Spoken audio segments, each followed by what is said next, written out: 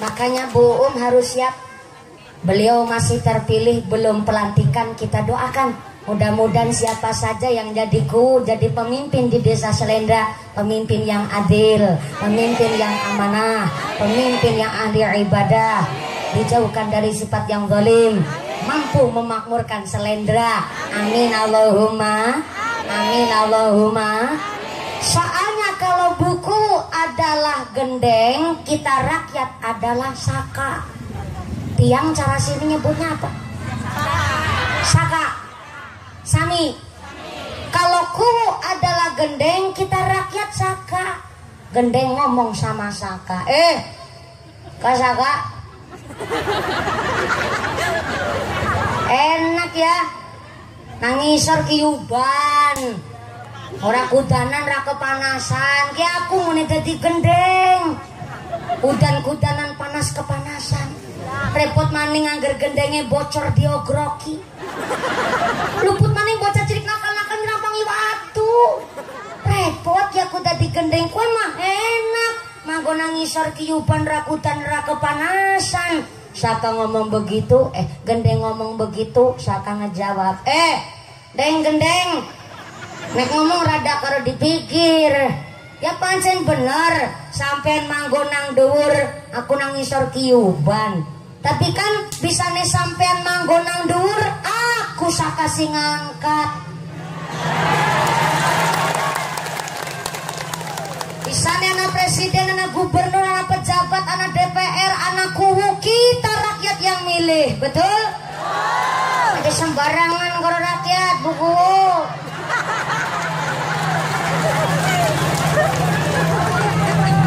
Saya buku. Ini hanya peringatan saja. Kalau buku digoda setan, kita yang ngaji tiap hari juga digoda setan. Setan yang menggoda orang yang suka ngaji namanya setan wasnan. Anak kenarane Pak Wasnan.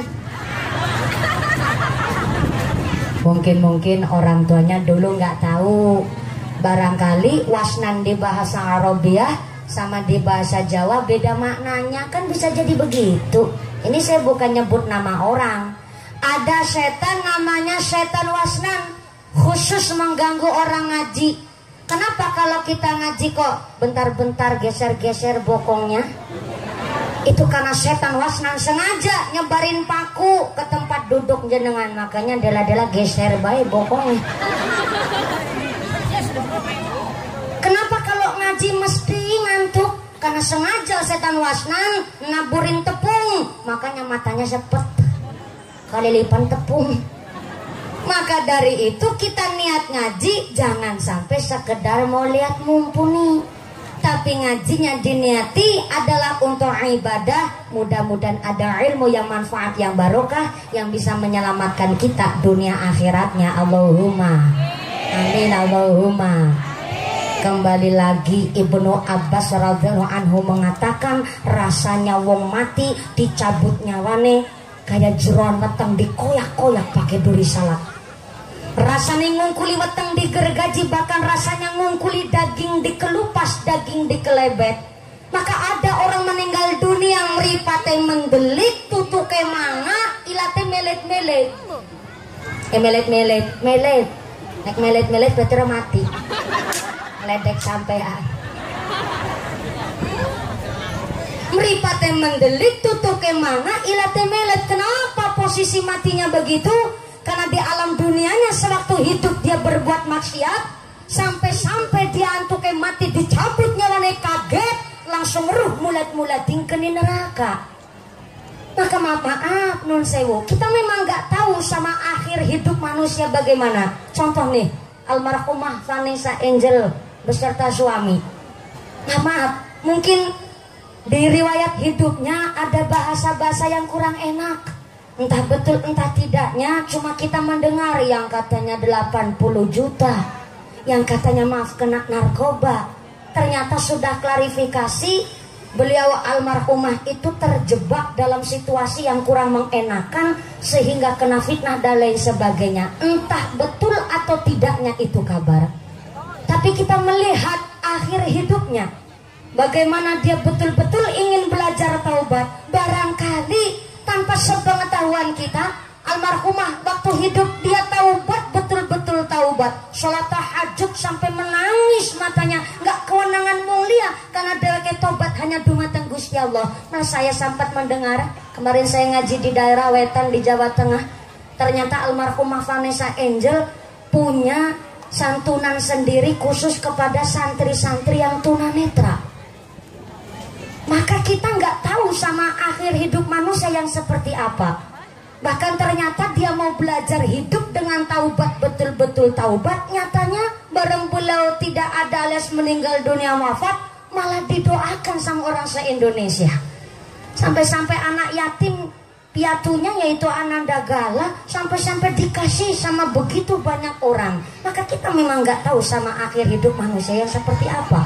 Maka kita disuruh cari kebiasaan yang baik supaya ketika Allah nyabut nyawa kita dalam keadaan yang baik. Amin Allahumma amin. Mathalul ladzina yunfiquna amwalahum fi sabilillah kamathali habbatin ambatat sab'a sanabila fi kulli sumbulatin mi'atu habbah.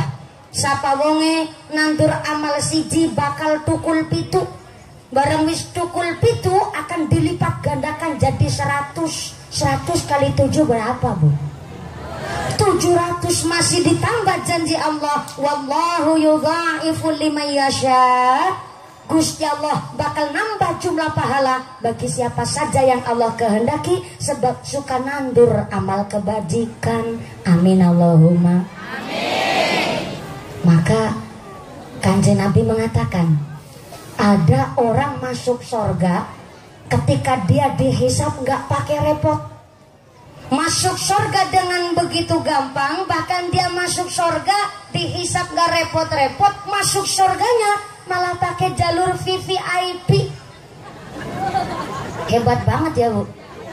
Masuknya pakai tiket VVIP.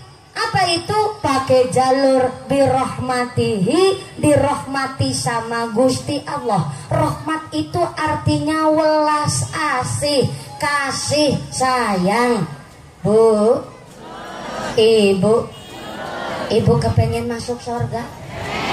Kepingin aja apa kepingin pisan? Kepingin pisan. Sebelah belakang sana, Bu, ibu kepingin masuk surga? Kepingin. Bapake? Assalamualaikum. Bapake kepingin? Pengen apa? Pengen apa? Pengen mumpuni.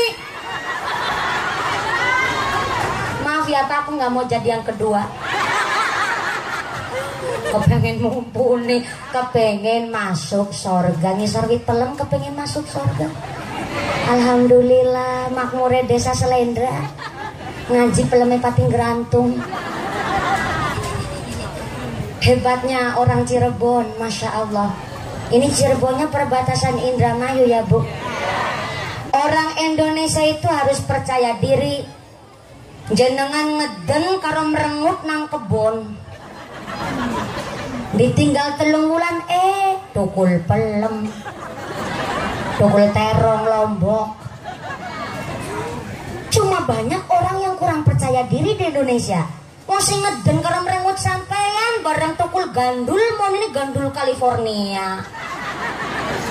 Gandul cara sini apa? What? Kates. Saya baru tahu ternyata orang Jawa Barat nyebut gandul kates. Berarti pada karo wong wetan. Wong Jawa Timur pun nyebut gandul itu kates, tapi Jawa Tengah nyebutnya gandul. Oh, jadi Jawa Barat sama Jawa Timur ada persamaan, nyebut gandul itu. Oh, sing ngeden sampean tukul kates California. Oh, sing ngeden nganti kepentut-pentut sampean barang tukul jambu muni jambu Bangkok. Sing ngeden sampean, sing merengut sampean barang tukul jambu mau ini jambu Jamaika. Ini kadang banyak orang itu kurang percaya diri di Indonesia. Tapi salah satu hal yang saya petik dari, maaf saya pernah ngaji di Kulon sini, Kertasemaya, wong Indramayu, tetangga kabupaten sampean. Salah satu orang Indonesia yang percaya diri, Bu. Bu, pelem Indramayu mbok dibawa sampai Cilacap, mau ini pelem Indramayu.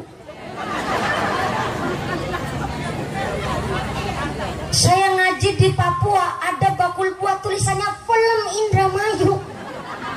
Masya Allah, berarti orang Indramayu orangnya pada percaya diri kabeh. Mbok jere sapa panjenengan de pelem rada unik, mboten namung gedong gincu mawon. Mungkin bisa dijenengi pelem Slendra. Mbok jere sapa dadi larise. Pelem Slendra sih pelem apa? Pokoknya pelem rasanya kayak Slendra. Jadi larisnya orang ngerti. Ya Allah, banyak orang di Indonesia kadang kurang percaya diri, mulane kita ini harus pada gede syukur hidup di bumi Indonesia makmur jibar-jibur. Alhamdulillah. Alhamdulillah. Makanya kita udah dicukupi hidup di dunia ini, kantun disuruh ibadah, golet ridho, golet rahmate Gusti. Ridho itu artinya bombongan. Tapi kalau rahmat kabeh kita dikasih rahmat, cuma ada orang masuk surga pakai jalur welas asih Gusti Allah. Yang pertama kata Nabi, orang yang masuk surga pakai jalur kasih sayangnya Gusti Allah, tu'ti man haramaka. Saya ulang, orang yang masuk surga pakai jalur rahmatnya Gusti Allah, tu'ti man haramaka. Tulis. Bu, bawa buku napa mboten? Kebiasaan. Bapake. Assalamualaikum. Bapake bawa buku napa mboten? Mboten. Bekta pulpen napa mboten?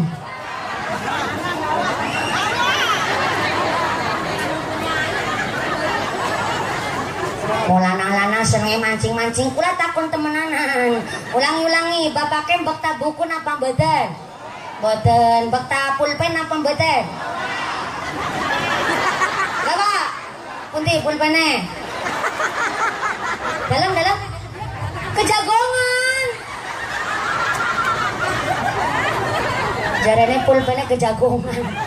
Ya wis sing orang gawa buku pulpen boten napa-napa, wong kula boten nonton niatan mulang sampean, tapi niat kita ngaji kuping.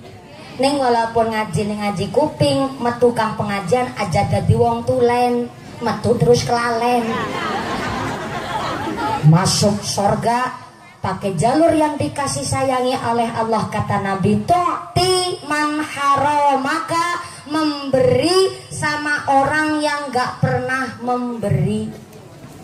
Tuh, cara Cilacap memberi iku aweh, cara kene memberi itu apa? Jalan pai, ngupai.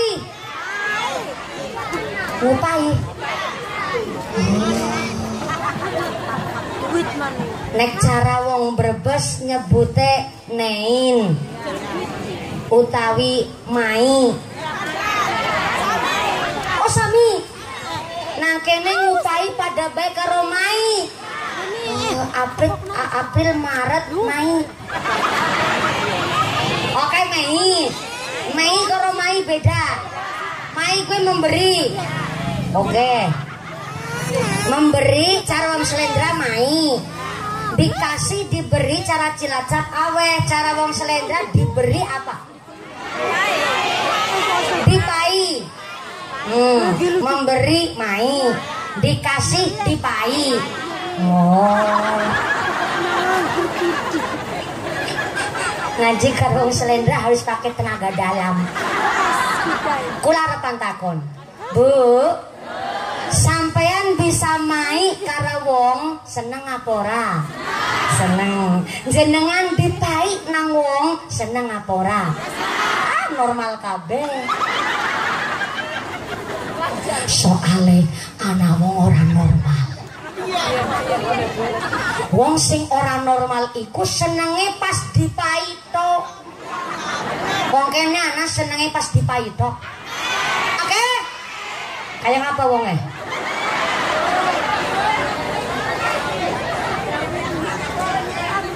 Senenge pas dipaitok gue ciri-ciri pelit betitil bakhil kucren jelantir kayak upil kudanil. Wong senenge dipaitok berarti senenge nampak tapi wegah kelangan. Senenge dipaitok kuwi ciri-ciri wong wegah sodakoh tapi kepingine bati. Sampai-sampai dheweke sakit guladang bisnis. Dheweke sakit guladang bisnis. Matur nuwun ya Yu Sartina. Sampean gelem jenguk aku. Ini malah Saripan goneng jenguk gawa gula pasir 2 kilo. Susu 3 kali. Biskuitnya 3 ngeblik. Karo gawa buah pir karo naga. Amplope tak buka isine 75.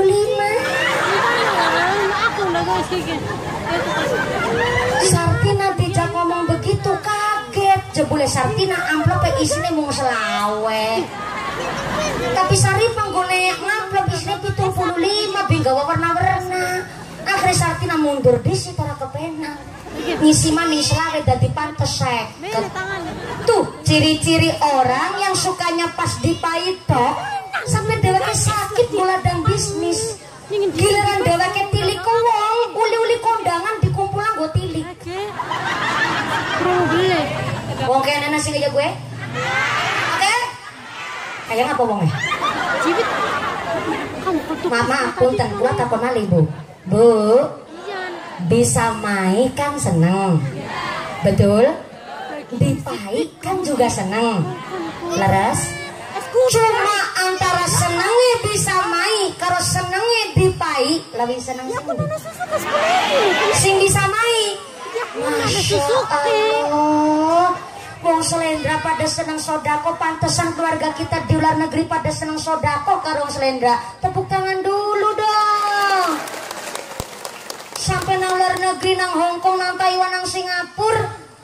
Terus ya Korea tambah manis siji Korea anyong aseo anyong. Walaupun nang negeri orang tapi tetap kemutang kepingin makmur nang desa kampungnya sendiri. Alhamdulillah. Mudah-mudahan sing nangkana pada dikuatakan iman Islami. Walaupun lagi merantau tetap bisa jaga Islam sing temenanan. Amin Allahumma. Kadang-kadang anak domen ditinggal bojone nang luar negeri nang kene malah bojo maning. Golek sing leuwih apik malah orang ngerti sing nang luar negeri nung sang jempalit. Sirah kanggo sikil-sikil kanggo sirah meme gegeradus keringet banting tulang setengah mati dina-dina gasaki kamar mandine wong. Teles kejebes pakai keringet luar biasa senang kene malah pada main asik. Itu wong kene kono. Solangi tado. Mulane kita nang kene dongakna nang kana Bu juga ujannya berat. Baru sing ayu-ayu. Baru bojone wong barangan. Kulang ini diceritani, kulang ngaji nang Taiwan Pak. Nang Taiwan itu pas lagi ngaji ada orang maaf Indramayu, dia lagi belajar sholat temenanan. Malah justru Bali sekang Taiwan malah bisa ngimami tahlil. Sholatnya kuat karena mereka ada nang Taiwan gue Nahdlatul Ulama cabangnya nang Taiwan kana. Jadi setiap hari seminggu sekali niku anak perkumpulan ngaji. Pada belajar yasinan, pada belajar tahlilan, sholat sing temenanan, masya Allah luar biasa. Tapi anak non sewu, salah satu wong Indramayu dheweke ngomong begini, mumpuni kula wong Indramayu, lah kula lagi kerja nang Taiwan, tapi lagi nembe belajar senang sholawatan. Tapi mbien pas nang Indramayu kula seneng nyawer-nyawer biduan. Jadi aku umpamane nak lagi sholawatan, ngene sholawatan karo jogedan gue uli hapora. Dalam nggih bocah lagi semangat ngaji Bu. Tapi ketika saya langsung ngomong haram, nggak boleh, ya langsung mundur. Mbok kuwatir malah dadi ora sida gelem ngaji maning. Akhirnya kula ngucap ya ora apa-apa. Sementara nggone sholawatan si karo jogedan. Soale gede-gede wong joget karo gede-gede wong tahlilan kan arep kembar.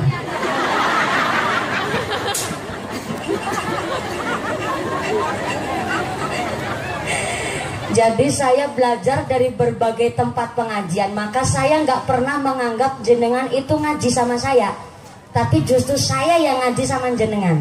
Semakin saya sering ngaji di Indonesia, ketemu dengan berbagai macam kultur budaya, saya akhirnya belajar begitu luar biasa. Kudu dawa atine, bijaksana pikirannya. Kayak kemarin persis bu hari Rabu, saya habis disuntik vaksin jam 8:30. Langsung saya berangkat ngaji ke Kabupaten Banjarnegara. Dan ternyata sampai di sana, saya kaget bu, jamaah langka.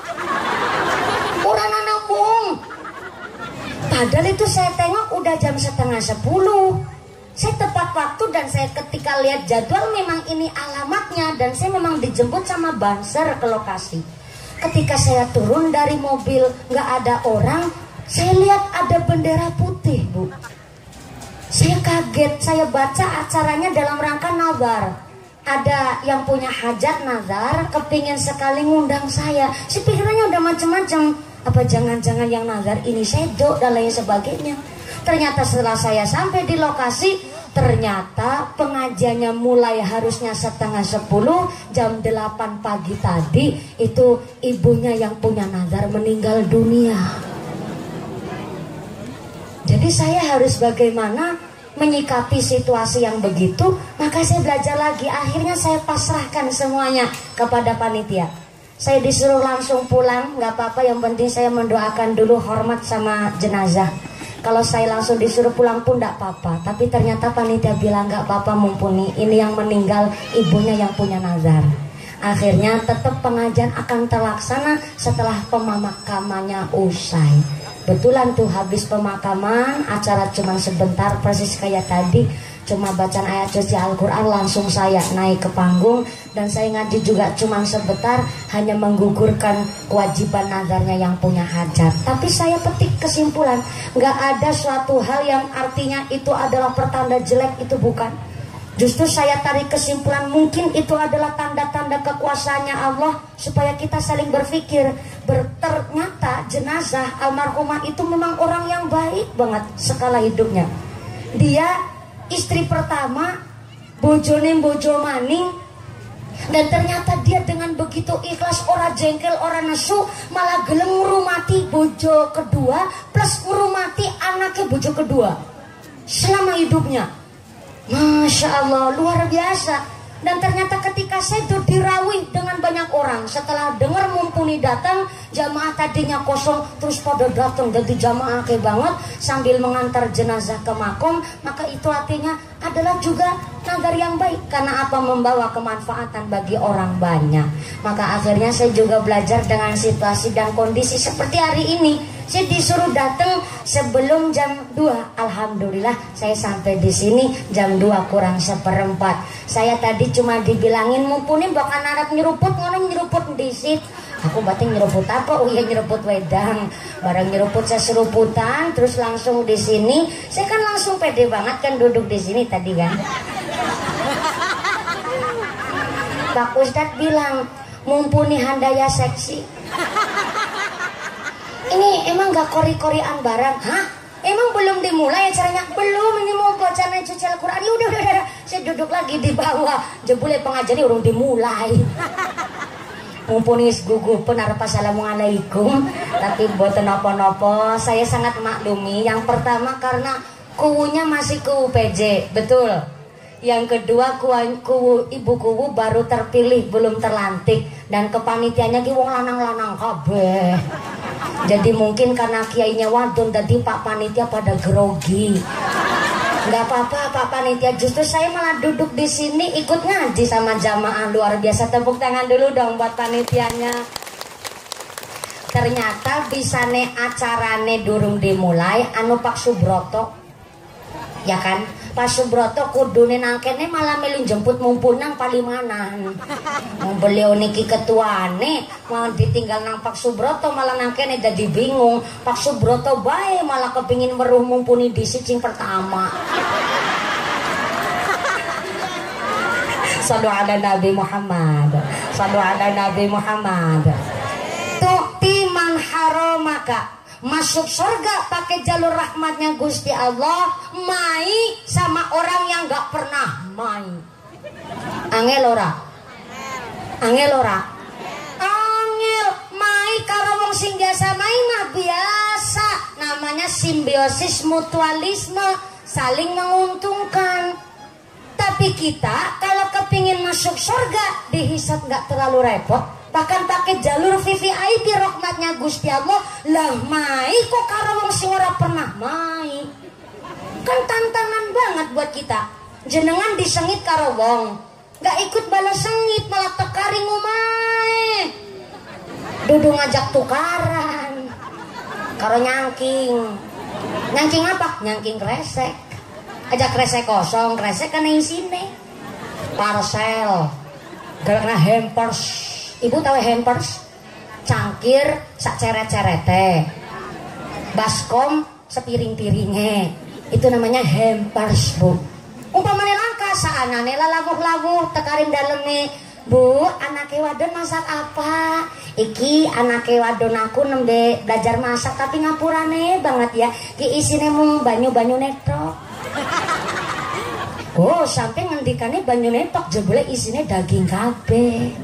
Kau wong biasa mai, kita wong biasa mai, entah kau wong sing dipai bales ataupun tidak, bahkan kau wong sing dipai ngucap terima kasih atau tidak, itu urusane dheweke karo Gusti Allah. Wong kita dasare mai, sing dipai orang ngucap terima kasih pun tetep ngesuk mai maning. Weh, surga akan diisi model menungsa begitu.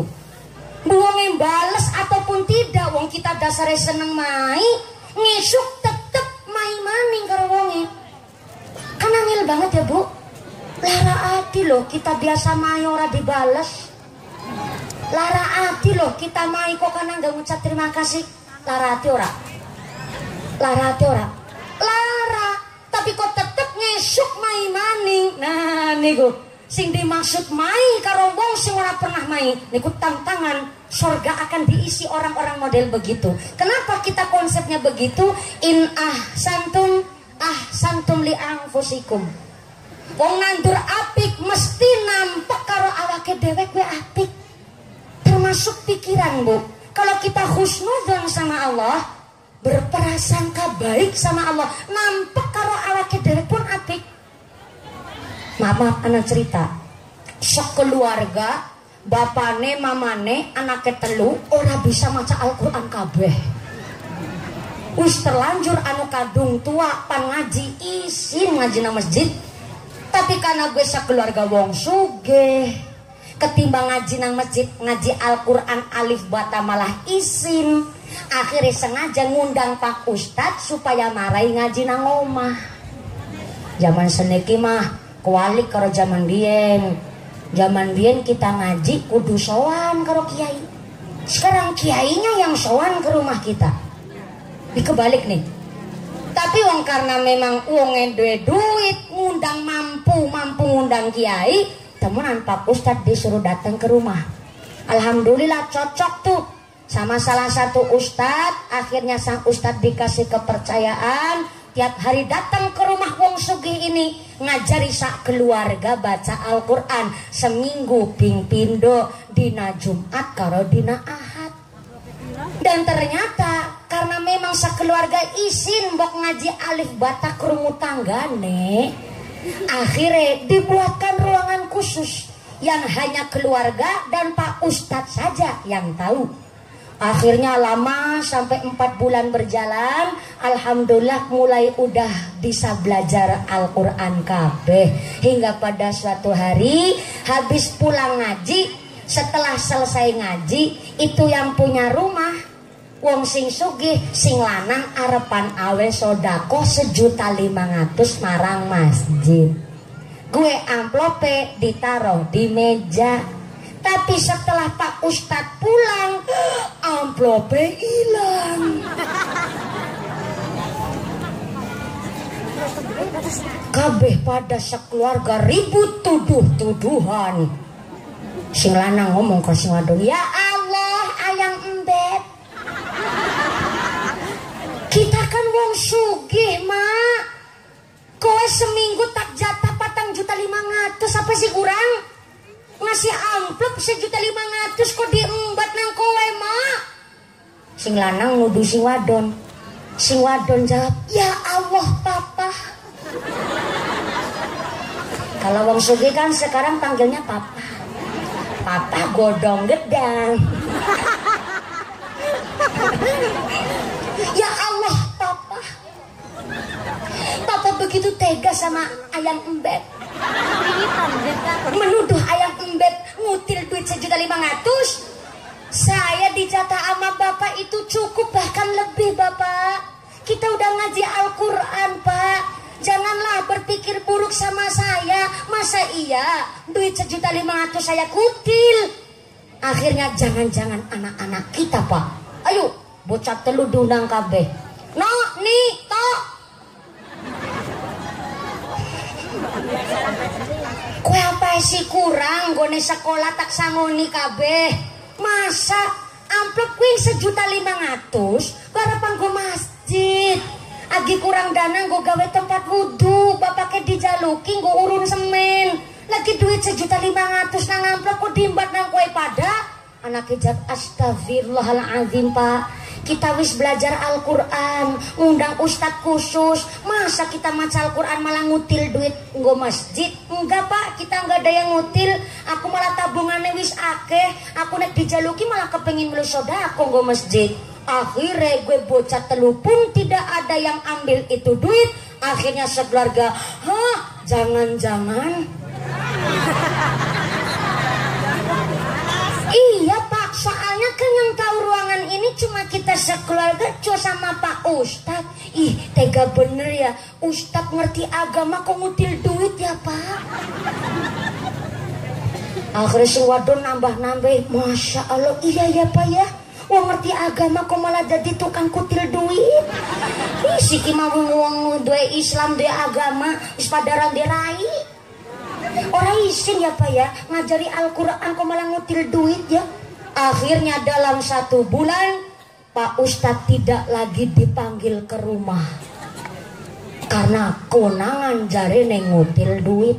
Setelah 1 bulan itu istrinya lagi jalan-jalan, ketemu di jalan nama Pak Ustadz. Ternyata si istri mau ke pasar, itu Pak Ustadz juga mau ke pasar. Si istri ini nggak sengaja pakai motor, nggak diantar supir.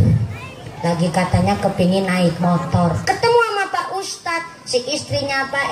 Pak Ustadz, sehat Pak Ustadz? Alhamdulillah sehat, Sawang Sule. Ibu sami sehat? Alhamdulillah ini sehat, malah tambah gemuk, subur, makmur. Pak Ustadz ngapain nih pagi-pagi ke pasar? Biar panadol pitik. Oh sekarang nggak dipanggil lagi ke rumah saya wis rade duit ya Pak Ustadz ya. Makanya Pak Ustadz ngerti agama jadi jangan jadi tukang kutil amplop. Pak Ustadz kaget, amplop kutil amplop gimana? Iya kan Pak Ustadz yang ngutil amplop.